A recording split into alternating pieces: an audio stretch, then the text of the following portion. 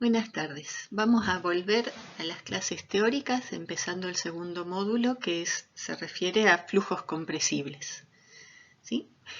Vamos a empezar viendo lo que son flujos compresibles isoentrópicos, que es la primera parte de esta parte de la materia donde vamos a abandonar la hipótesis de incompresibilidad que veníamos aplicando desde que empezamos a cursar fluidos y ver qué pasa cuando las variaciones de densidad se tienen que tener en cuenta. Bueno, los flujos compresibles no solamente aparecen en ingeniería aeroespacial, aunque es la primera asociación que uno hace. ¿Sí? Uno piensa en flujos supersónicos y lo asocia enseguida o a aviones supersónicos o a vehículos lanzadores que salen de la atmósfera para colocar satélites en órbita o explorar otros planetas, pero los flujos compresibles, ¿sí?, aparecen en otros ejemplos, bueno, en este caso los motores, que sí están relacionados con ingeniería aeroespacial, pero también, por ejemplo, en el caso de turbinas, que no solamente las usamos para propulsión, sino también, como esta que vemos acá, para generar electricidad. ¿Sí? Por la alta velocidad de rotación, el análisis fluidodinámico de las turbinas tiene que tener en cuenta los efectos de compresibilidad. Y también tengo que analizar los flujos compresibles cuando trabajo con presiones altas, ¿sí?, en un gas, con la posibilidad de que ese gas descargue a la atmósfera. Por ejemplo, esto que vemos acá es una válvula de un sistema neumático. ¿Sí? Hoy día los sistemas neumáticos se usan muchísimo en automatización en la industria. Prácticamente todo lo que es empaque automático se maneja con sistemas neumáticos y electroneumáticos, ¿sí?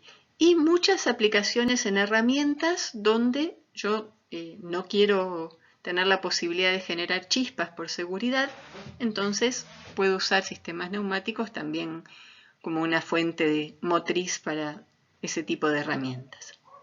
Ahí el aire va a presión y también sufre los efectos de compresibilidad. ¿Sí?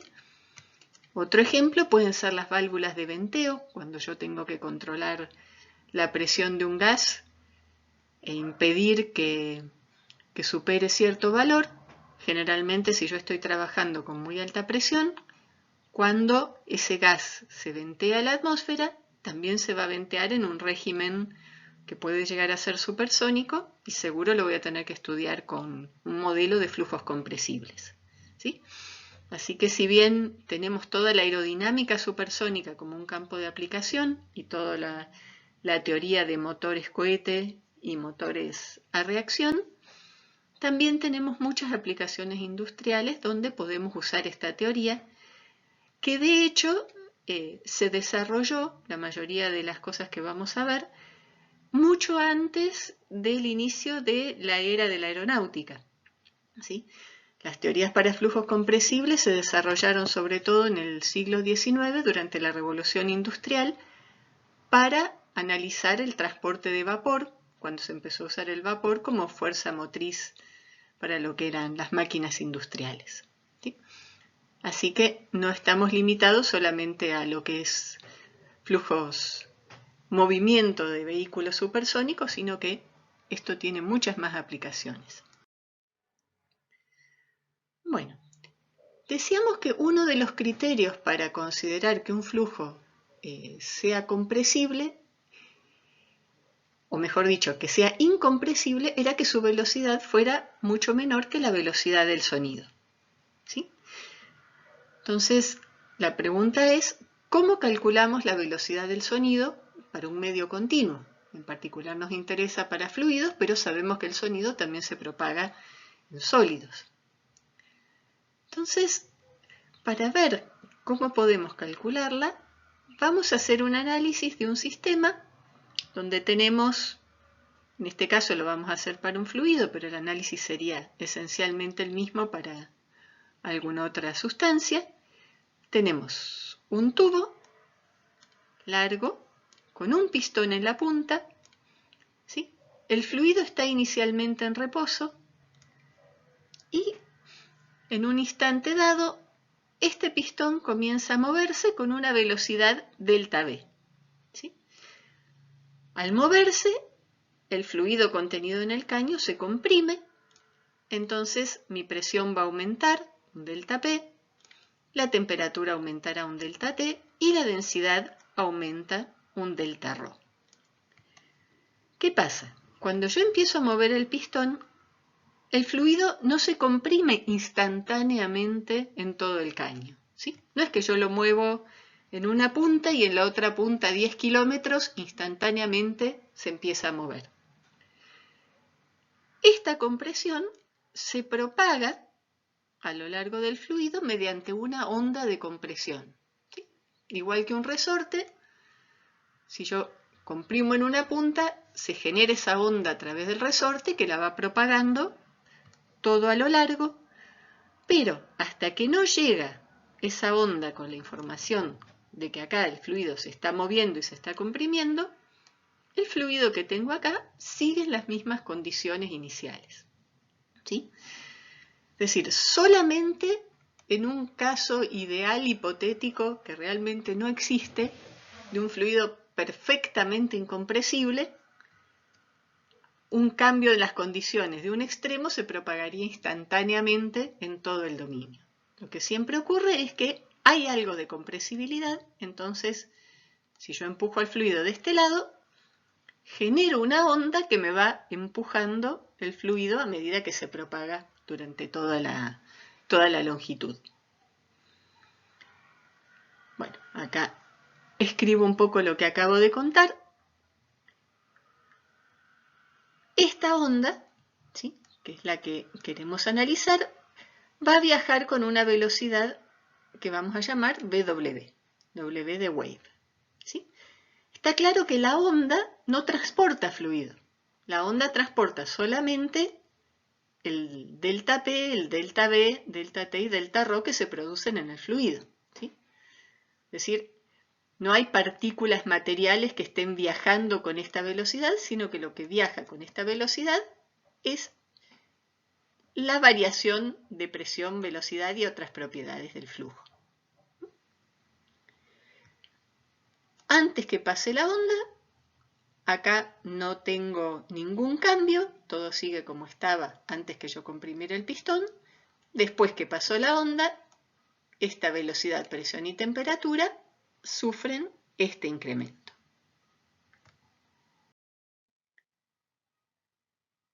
Bueno, para analizar estos cambios, vamos a cambiar nuestro sistema de referencia por un sistema de referencia solidario a la onda. Es decir, nos vamos a parar arriba de la onda, nos vamos a mover con la velocidad de la onda. ¿Sí? Al hacer esto, la forma matemática de hacerlo es restarle a este sistema, a todos los puntos del fluido en este sistema, la velocidad de la onda. ¿Sí? Se la sumo para el otro lado.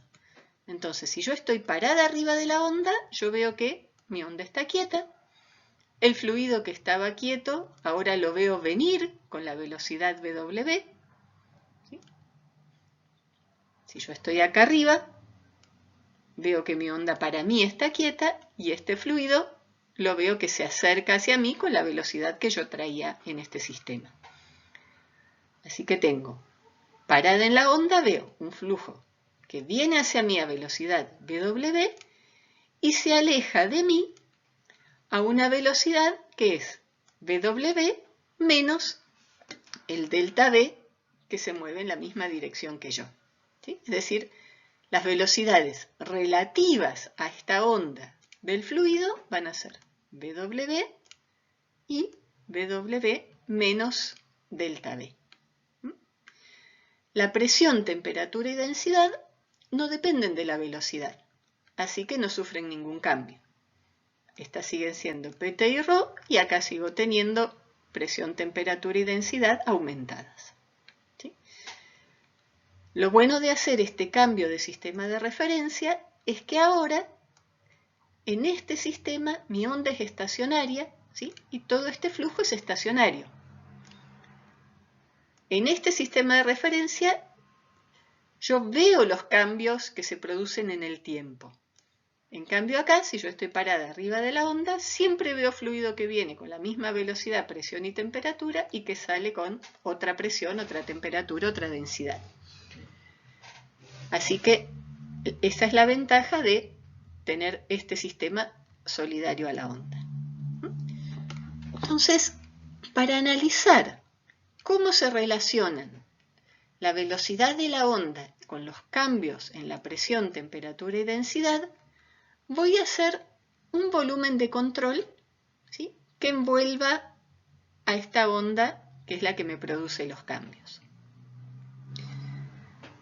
En ese volumen de control yo voy a aplicar las ecuaciones de conservación de masa y de cantidad de movimiento.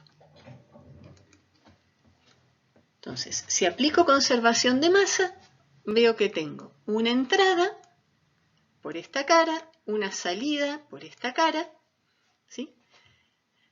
El caudal que entra tiene que ser igual al caudal que sale. El caudal que entra va a ser la densidad ρ por la velocidad W, que es la velocidad relativa entre la onda y este fluido, por el área, la sección del caño, y la velocidad, el caudal que sale va a ser el producto de la densidad ρ más delta ρ por la velocidad W menos delta V por la misma área del conducto. ¿Sí? Bueno, las áreas se pueden simplificar y si aplicamos propiedad distributiva me queda que ρ por W es el producto de ρ por W más delta ρ por W menos ρ por delta V menos delta ρ por delta V. ¿Sí? Acá vemos que estos dos términos se pueden simplificar. Y si despejamos de esta expresión igualada a 0 el delta V, nos queda que el delta V que adquiere el fluido acá es igual a la velocidad con la que viaja la onda por delta ρ sobre ρ más delta ρ. ¿Sí? Si el movimiento del pistón es muy lento, ¿sí?, la onda viaja con una velocidad importante, pero eso no quiere decir que el pistón se tenga que mover demasiado rápido. Si ese movimiento es muy lento, entonces los cambios en densidad, presión y temperatura van a ser pequeños y puedo despreciar este delta ρ al lado de ρ y simplificar que mi variación de velocidad delta V está relacionada con la variación de densidad delta ρ y la velocidad W de la onda por esta expresión, ¿sí?, que vamos a llamar 1.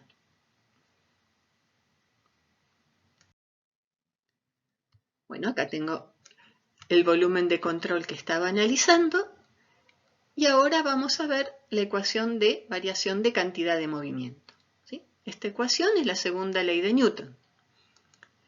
Suma de fuerzas igual masa por variación de velocidad, mejor dicho, caudal másico por las variaciones de velocidad, ¿sí?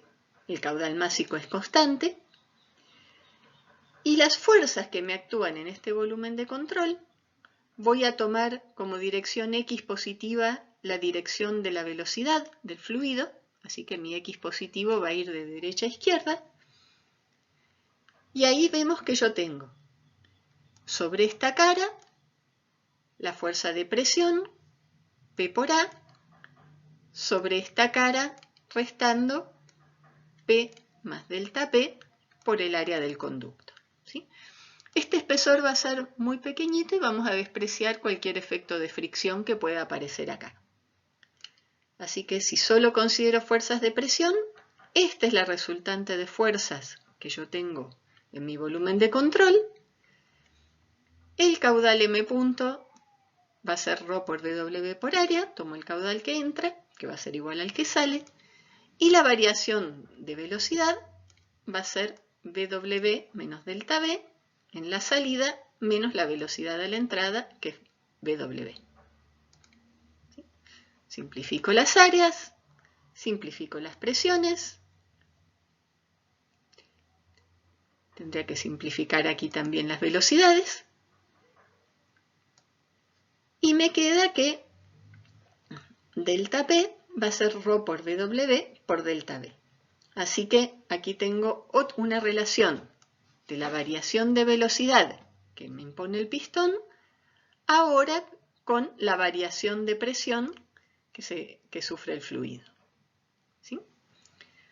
Bueno, si yo considero esta expresión para delta V y la que tenía a partir de la ecuación de conservación de masa, ¿sí?, la relación que habíamos llamado 1, igualo este delta V con este, me queda un ρ dividiendo en las dos que podría cancelar, y si despejamos, hacemos delta P sobre ρ W, que es igual a delta V, y lo hacemos igual a W por delta ρ sobre ρ, podemos despejar W al cuadrado, que va a ser igual a delta P sobre delta ρ. ¿Sí?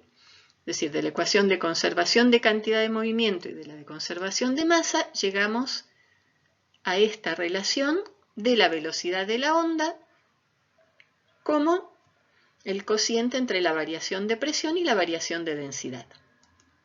¿Sí?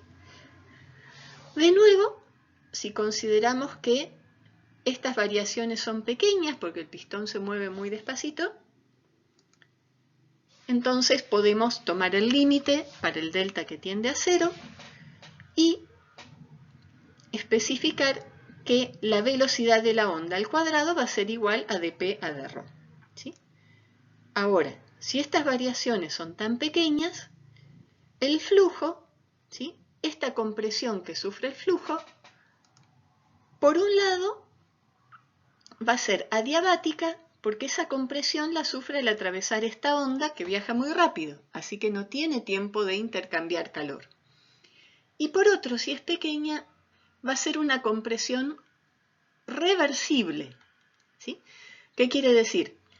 Que si yo muevo a partir de cierto instante el pistón hacia atrás, se va a producir una expansión, un descenso de presión en el fluido, la velocidad va a terminar frenándose, la presión va a recuperar el valor inicial, el trabajo neto del pistón va a haber sido 0, ¿sí?, y todo el sistema va a estar en su condición inicial con una cantidad neta de trabajo 0 y sin ningún aumento de entropía.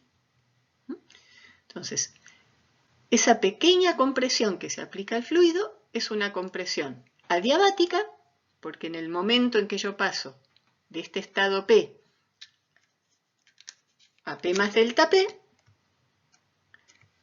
no alcanzo a intercambiar calor, así que tengo la primera de las condiciones para que el flujo sea isoentrópico, y segundo, al ser tan pequeñita, tampoco meto reversibilidades, así que esa es la definición de una transformación isoentrópica.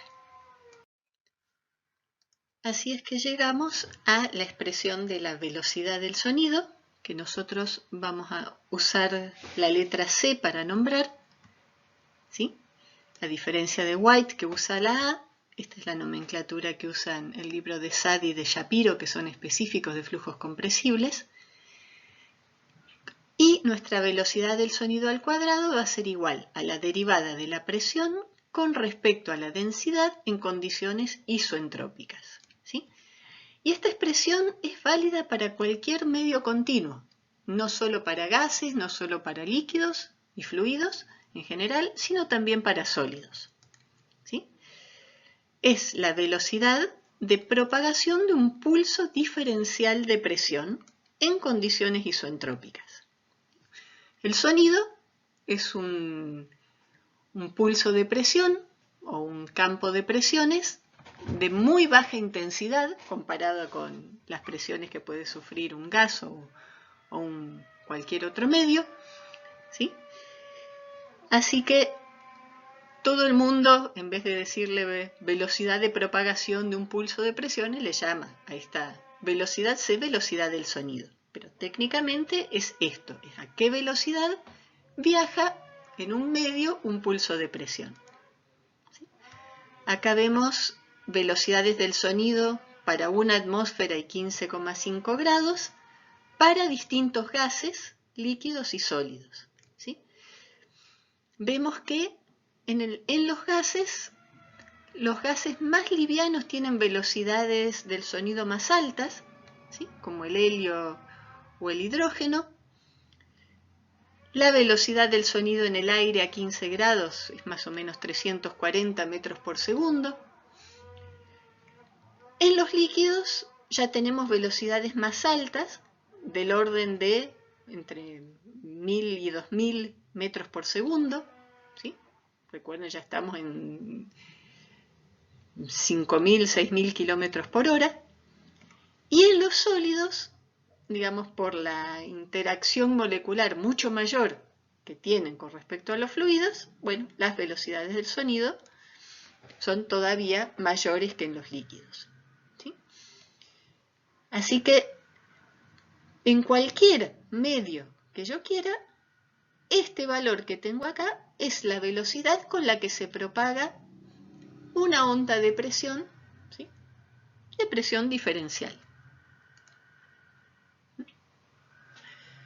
Bueno, acá vemos un comentario sobre esta diferencia de comportamiento entre la velocidad del sonido en sólidos o líquidos y la velocidad del sonido en gases.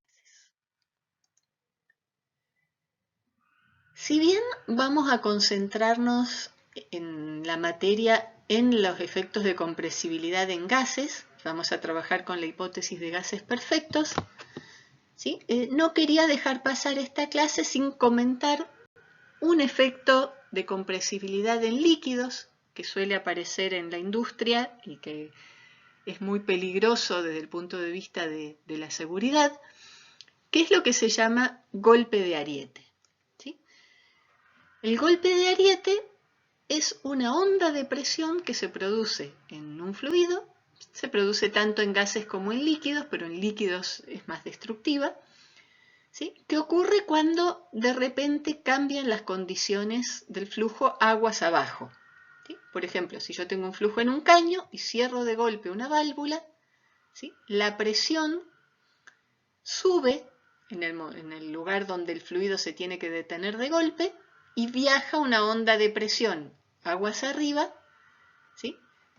Propagando un salto de presión muy intenso que, si no se controla, si no se cierra la válvula con cierto cuidado y con cierta lentitud, bueno, puede producir roturas, ¿sí? Bueno, esto es un video de una simulación de golpe de Ariete que muestra cómo se produce una onda de sobrepresión, ¿sí?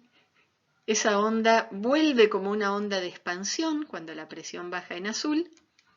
Acá, digamos, se simuló un conducto muy elástico, por eso se visualiza la deformación. Pero bueno, esto ilustra un poquito este fenómeno que es, digamos, el principal fenómeno de compresibilidad en líquidos, el golpe de Ariete, que se estudia y se contempla en la industria cuando uno hace un diseño de cañerías, ¿sí? Si uno ve una central hidroeléctrica, por ejemplo, va a encontrar lo que se llama chimeneas de alivio, que son chimeneas colocadas en los caños para absorber este golpe de presión, dejando que el fluido suba y que no se produzcan, bueno, las tensiones muy altas en los caños, ¿sí? Bueno, es simplemente una digresión para hacer un comentario sobre los problemas de compresibilidad que pueden aparecer en líquidos. Ahora vamos a volver a la velocidad del sonido en general y vamos a aplicarla para gases perfectos, ¿sí? En gases perfectos conocemos de termodinámica cuáles pueden ser las relaciones entre presión y densidad, ¿sí? Y si sabemos que vamos a tener una evolución isoentrópica, sabemos que una evolución isoentrópica es reversible y es adiabática, así que la presión por el volumen específico van a ser constantes, y como en mecánica de fluidos, en vez del volumen específico, trabajamos con la densidad, que es la inversa, ¿sí? Porque es la la variable que más nos interesa desde el punto de vista dinámico, entonces para una relación isoentrópica, P sobre ρ a la gamma va a ser constante. Donde gamma, que en algunos libros aparece como K, es el cociente entre el calor específico a presión constante y el calor específico a volumen constante, y es el exponente adiabático del gas. ¿Sí? Cuando un gas evoluciona de forma adiabática, entonces P sobre ρ a la gamma, o P por V a la gamma, es igual a una constante. ¿Sí? Para el aire, para los gases diatómicos, el valor de gamma es 1,4, que es el que más vamos a usar en el curso. Bueno, si tomamos en cuenta esta relación para un gas perfecto, ¿sí? Y partimos de un estado inicial de referencia donde las presiones la presión es Pref y la densidad es ρ de referencia, ¿sí? Sabemos que en una evolución adiabática el cociente de P sobre ρ a la K, a partir de este estado de referencia, va a ser siempre igual, siempre constante, igual a la presión de referencia sobre ρ de referencia a la gamma. ¿Sí? Así que P va a ser presión de referencia sobre ρ de referencia a la gamma por ρ a la gamma. Así que si yo, bajo estas condiciones, calculo esta derivada de PA de ρ, va a ser esta constante, ¿sí? Por la derivada de ρ a la gamma, que es gamma por ρ a la gamma menos 1. Ahora, P de referencia sobre ρ de referencia a la gamma es igual a P sobre ρ a la gamma. Así que lo reemplazo aquí y me queda P sobre ρ a la gamma por ρ a la gamma menos 1. ρ a la gamma menos 1 dividido ρ a la gamma es 1 sobre ρ. Así que la derivada de la presión con respecto a la densidad en condiciones isoentrópicas para un gas perfecto, ¿sí? No para un líquido, no para un sólido, va a ser gamma por P sobre ρ. Y esta expresión me da la velocidad del sonido. C cuadrado va a ser igual a gamma por P sobre ρ. Bueno, P sobre ρ para un gas perfecto sabemos que es igual a R por T, donde R es la constante particular del gas. ¿Sí? Así que nuestra velocidad del sonido, que era la raíz de la derivada de P con respecto a ρ en condiciones isoentrópicas, y que esto era igual a la raíz de gamma por P sobre ρ, lo podemos escribir como gamma por R por T. ¿Sí? ¿Qué ventaja tiene escribirlo así? Que tengo una sola variable acá adentro. En vez de tener presión y densidad, me queda la velocidad del sonido dependiendo solamente de la temperatura. ¿Sí? Que esa es una característica que tengo en los gases. ¿Sí? No me depende de la presión ni de la densidad, aunque parezca poco intuitivo, sino solamente de la temperatura. Bueno, si ahora calculamos, para 20 grados, la constante adiabática, el exponente adiabático del aire es de 1,4, como todos los gases diatómicos, y sabemos que el aire es principalmente nitrógeno y oxígeno, así que esta constante anda muy bien. La constante particular del aire, R, son 287 joules sobre kilo Kelvin. Vamos a trabajar siempre con las unidades del sistema internacional. Así que la velocidad del sonido en estas condiciones es de 343 metros por segundo. ¿Sí? La tabla anterior la daba 15,5 grados, un poquito menos de temperatura, así que era algún metro por segundo menor. ¿Sí? Ahora, si tenemos en cuenta esta dependencia de la temperatura, si nos interesa la velocidad del sonido a distintas velocidades de vuelo, para calcular el número de Mach, tenemos que tener en cuenta que la temperatura va variando, va descendiendo a medida que subimos. ¿sí? Entonces, a 10.000 metros sobre el nivel del mar, por ejemplo, tenemos menos 50 grados Celsius, o sea, 223 Kelvin, y ahí la velocidad del sonido bajó a 299 metros por segundo.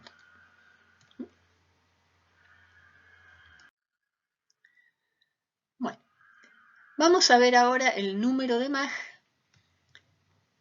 que probablemente sea el número más famoso de la mecánica de fluidos.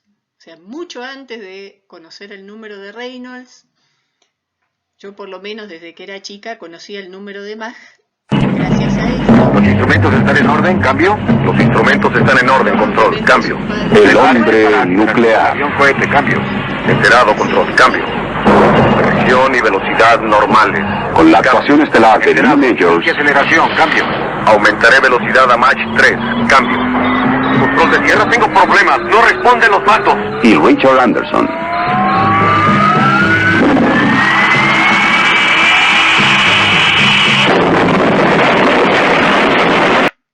Bueno, es anecdótico, pero es para mostrar que ya hasta en las series de televisión se hablaba del número de Mach. Y bueno, este fue mi primer encuentro, mucho antes de saber nada de mecánica de fluidos, ya había oído hablar de este número, ¿sí? Probablemente alguien que no tenga tampoco ninguna formación técnica, si uno le dice el número de Mach, le suene, lo asocie al vuelo de aviones supersónicos o a temas de ingeniería aeronáutica o espacial. Avancemos. Bueno, mucho antes de la aeronáutica ya estaba don Ernst Mach trabajando en flujos compresibles, ¿sí? Fue un físico y filósofo austríaco, escribió sobre filosofía de la ciencia, ¿sí? Se dice que Albert Einstein se inspiró en muchas de las ideas de él para la teoría de la relatividad, pero es sobre todo conocido por los trabajos que hizo en dinámica de gases, en particular para los flujos de justamente donde tengo que considerar la compresibilidad, ¿sí? El número de Mach, como todos sabemos, es el cociente entre la velocidad del sonido, entre la velocidad del fluido o del obstáculo del cuerpo que se mueve en el fluido y la velocidad del sonido en ese fluido. Bueno, de acuerdo con el número de Mach, podemos clasificar al flujo como flujo incompresible, ¿sí? Estos límites, por supuesto, no son absolutos, es más o menos un número donde yo empiezo a tener un error más o menos considerable si desprecio las variaciones de densidad. Pero bueno, para Mach menor a 0,3 hay un consenso general que las variaciones de densidad se pueden despreciar y sobre este tema, en este rango, es toda la mecánica de fluidos o casi toda la que venimos desarrollando hasta ahora, así que acá nos vamos a despedir de los flujos incompresibles, ¿sí? Cuando estamos entre 0,3 y 0,8 estamos en un rango subsónico, pero ya compresible. Es decir, tengo que tener en cuenta las variaciones de densidad. No me van a aparecer ondas de choque, que son un fenómeno que aparece en flujos supersónicos, ¿sí? Y tengo que saber estudiar porque me producen cambios importantes en el fluido. Y en este rango de flujo subsónico, lo que encuentro es que la velocidad del sonido, si bien cambia con la temperatura, los cambios de temperatura son pequeños, así que la velocidad del sonido no sufre grandes cambios. Si aumento el número de Mach, voy a entrar en un régimen transónico, ¿sí? Un poco por abajo de 1, un poco por arriba de 1. Y en este régimen, el flujo tiene regiones subsónicas y regiones supersónicas. Es una condición de vuelo donde me pueden aparecer inestabilidades, ¿sí? Por ejemplo, tener acá una región subsónica que al acelerarse en un perfil o sobre el ala se me vuelva supersónica, me aparezca una ondita de choque, la condición del ala no sea la ideal y esto me genere, vibraciones o algún otro tipo de problemas, ¿sí? En el régimen transónico es donde yo tengo cambios, el pasaje de subsónico a supersónico, ¿sí? Con cambios muy importantes en el comportamiento del fluido entre un régimen y el otro, ¿sí? En supersónico yo ya me voy alejando de Mach igual a 1 para números de Mach más altos. Ya me aparecen ondas de choque, pero en general son estables, ¿sí? Y cuando estoy en este régimen de flujo, los cambios en la velocidad del gas me producen al mismo tiempo cambios importantes en la temperatura y con eso también cambios importantes en la velocidad del sonido, ¿sí? Este rango, desde el subsónico compresible hasta el supersónico, es el que vamos a estudiar en esta parte de la materia, ¿sí? Por último, tenemos para números de Mach muy altos un régimen hipersónico. Aquí de nuevo, el hipersónico, según White, arranca en Mach igual a 3, según otros autores ya a partir de 4 o 5. En este régimen me aparecen ondas de choque muy intensas, ¿sí?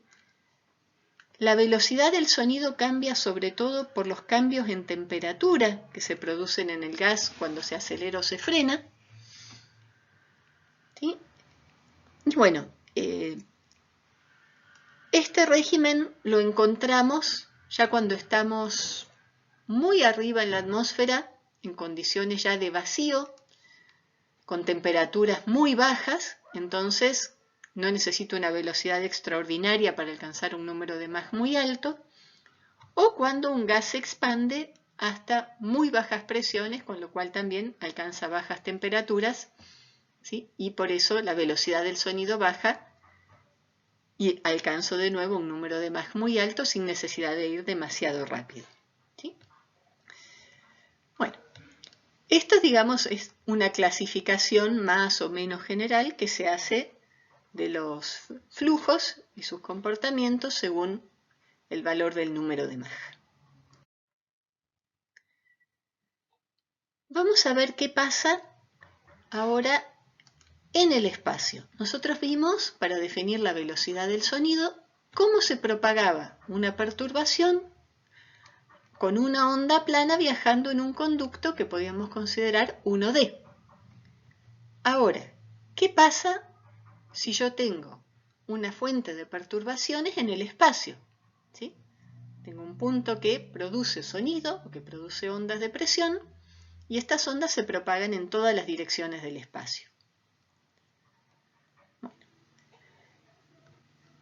Este punto, esta fuente puntual, vamos a considerar que viaja con una velocidad u, en un medio fluido que va a estar en reposo. Entonces, acá tengo la posición de mi fuente hace un tiempo delta t. Esa fuente en este tiempo delta t viajó hacia la izquierda, viaja con su velocidad u. En este caso vamos a considerar que la velocidad u es menor que c, menor que la velocidad del sonido. Es decir, que esta fuente se está moviendo con un número de Mach menor que 1. ¿Sí? Cuando estaba en esta posición, emitió una onda y en esta foto que yo saqué un delta t después, esa onda viajó una distancia c por delta t. ¿Sí? Entonces, hace un tiempo, delta t, yo tenía mi fuente en este punto emitiendo una onda. Un delta t después, esa onda viajó una distancia c por delta t y mi fuente viajó una distancia u por delta t. ¿Sí? Y durante ese viaje fue emitiendo distintas ondas. Emitió esta onda cuando estaba en la posición central de esa circunferencia, emitió esta onda cuando estaba en el centro de esta circunferencia y ahora está en esta posición. ¿Sí? Bueno, obviamente yo en el plano dibujo circunferencias, pero en el espacio cada circunferencia de esta se corresponde con una esfera que es el frente de cada onda que fue emitida por este punto. ¿Está?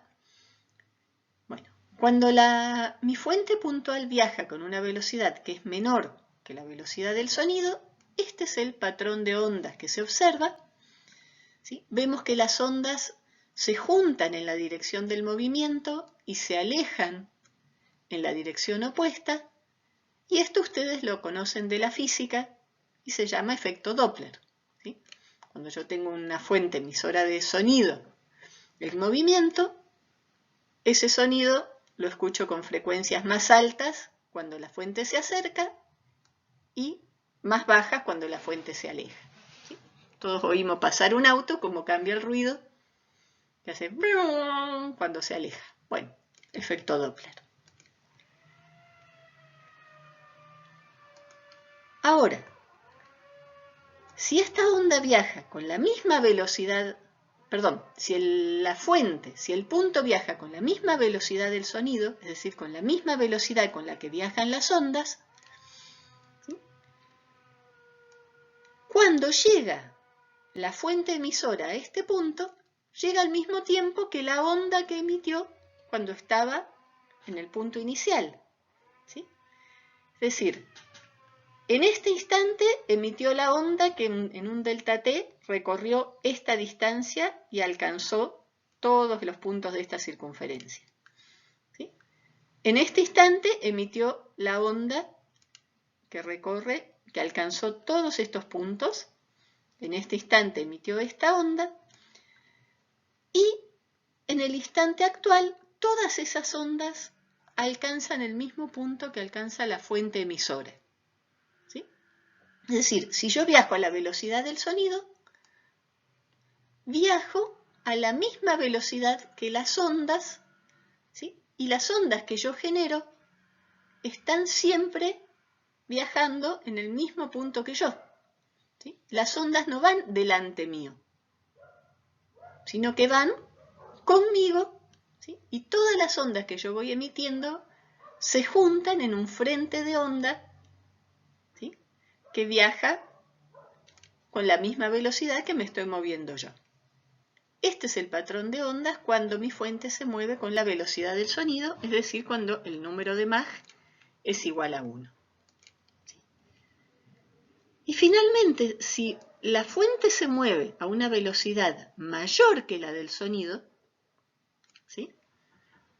Por ejemplo, un delta t atrás, la fuente estaba acá y emitió esta onda que alcanzó este frente. ¿Sí? Cuando estaba acá, emitió esta onda que llegó a todos estos puntos. Cuando estaba acá, emitió esta, y así siguiendo. Pero ahora mi fuente, en esta dirección, va adelante que todas las ondas que emitió antes, ¿sí? Y todas las ondas que fue emitiendo están confinadas, la región que alcanzan, a una región que está dada por este cono, ¿sí? Yo acá veo una cuña, pero en 3D, recordemos, estos son esferas y esto es un cono. Y ninguna onda emitida por esta partícula llegó fuera de esta región. Por eso esta región se llama zona de silencio, ¿sí? La región alcanzada por todas las ondas emitidas por esta partícula que se mueve a una velocidad mayor que la velocidad del sonido se llama cono de Mach, ¿sí? Zona de acción, y lo que delimita esta que llamamos zona de acción o zona de influencia de esta fuente y la separa de la zona de silencio, donde todavía no llegó ninguna de las ondas producidas por esta fuente, es lo que llamamos cono de Mach, ¿sí?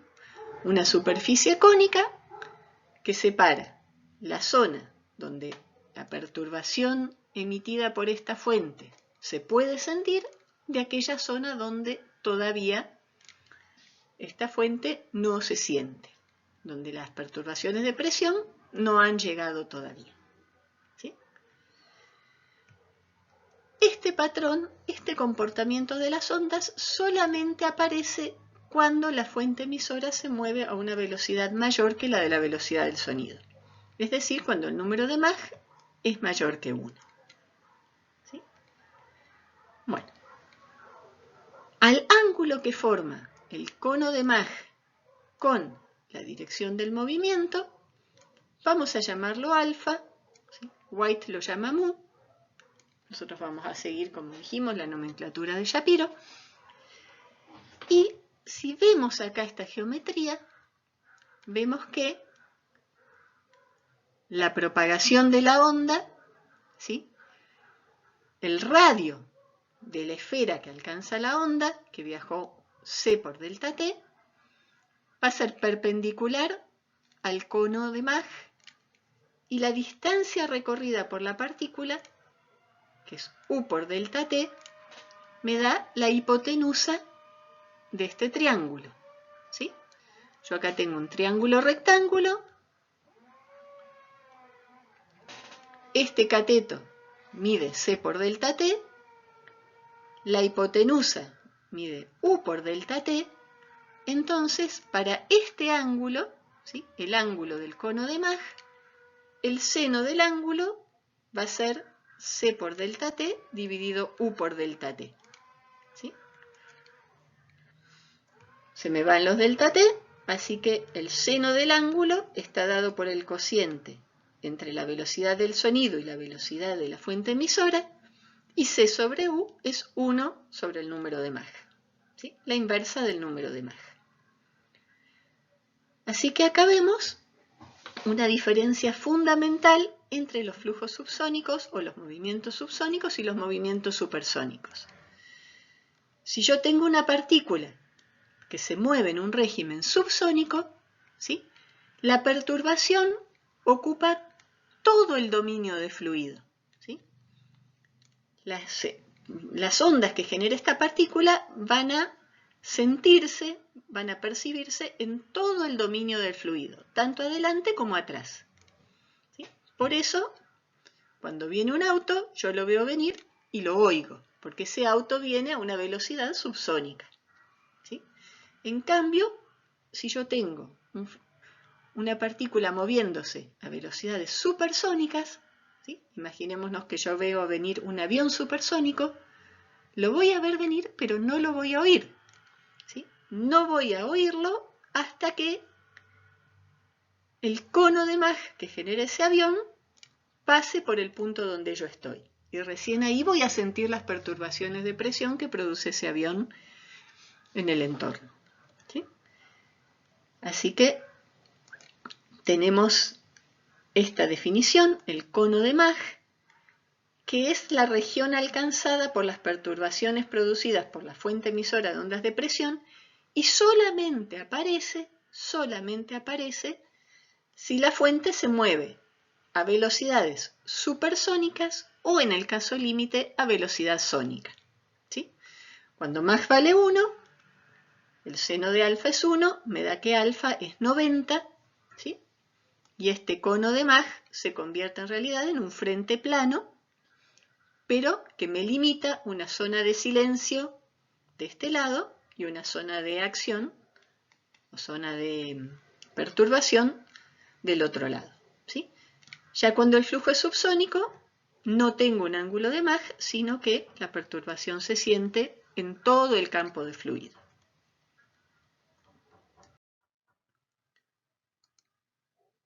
Bueno, acá recapitulamos un poco lo que decíamos recién. La perturbación de algo que se mueve a velocidades menores que la del sonido se propaga en todas las direcciones, en todo el campo de flujo. Si se mueve a velocidad sónica, solamente se propaga hacia atrás, digamos, de la partícula. Y si tengo el movimiento a velocidad supersónica, tenemos una zona de silencio donde esta partícula no es percibida y una zona de acción donde sí se perciben las perturbaciones que produce esta fuente, ¿sí? Esto podríamos mirarlo al revés, podríamos mirarlo como que la fuente está quieta y lo que se mueve con velocidad menor, igual o mayor a la del sonido es el fluido, ¿sí? Entonces, si tenemos una partícula quieta y un fluido que se mueve en la dirección opuesta a la de la partícula, vamos a encontrar exactamente la misma imagen, ¿sí? Si yo tengo un flujo supersónico y acá tengo una perturbación, el flujo supersónico recién va a sentir esa perturbación cuando atraviese el cono de Mach que me genera esta partícula. Entonces, esto es una diferencia fundamental entre los flujos supersónicos y los flujos subsónicos, ¿sí? En flujo sónico o supersónico, como el que tenemos acá, la información de lo que pasa en un punto no se propaga aguas arriba del origen de esa perturbación, ¿sí? Un flujo supersónico, si acá tengo una partícula, no experimenta nada de lo que me produce esa partícula hasta que se atraviesa el cono de Mach, ¿sí? No se ve lo que tengo adelante, ¿sí? Hasta que atravieso o entro en la zona de acción. En cambio, en un flujo subsónico, esa perturbación se propaga en todas las direcciones del fluido.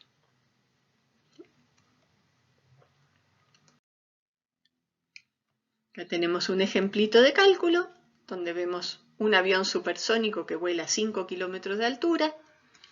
El observador que está en tierra recién lo oye, ¿sí? Cuando el avión ya pasó y está 9 kilómetros más allá de la posición del observador. Bueno, ¿cuál es el número de Mach del avión? Es simplemente hacer un poco de trigonometría. Calculo este ángulo a partir de la tangente. 5 kilómetros dividido en 9 me da la tangente de ese ángulo. Ese ángulo es de 29 grados. ¿Sí? Y bueno, la inversa del seno de 29 grados va a ser el número de Mach, que es 2,6. ¿Sí? Así que acá se puede ver, y se puede ver algo que también es interesante, y es que si yo puedo visualizar esta onda, automáticamente con el ángulo de la onda ya sé cuál es el número de Mach. ¿Sí? Una forma muy fácil de calcular el número de Mach para un flujo, si yo tengo una visualización, es medir el ángulo de la onda y con eso ya lo puedo calcular.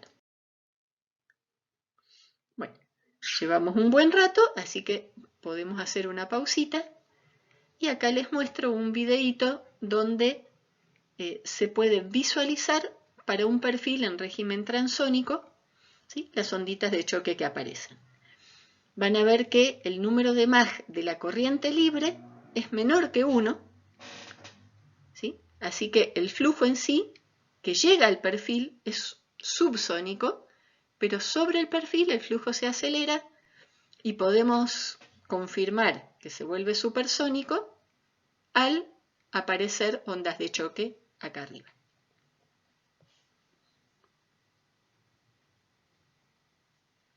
Podemos ir mientras tanto a preparar unos mates porque va a seguir la clase un rato más.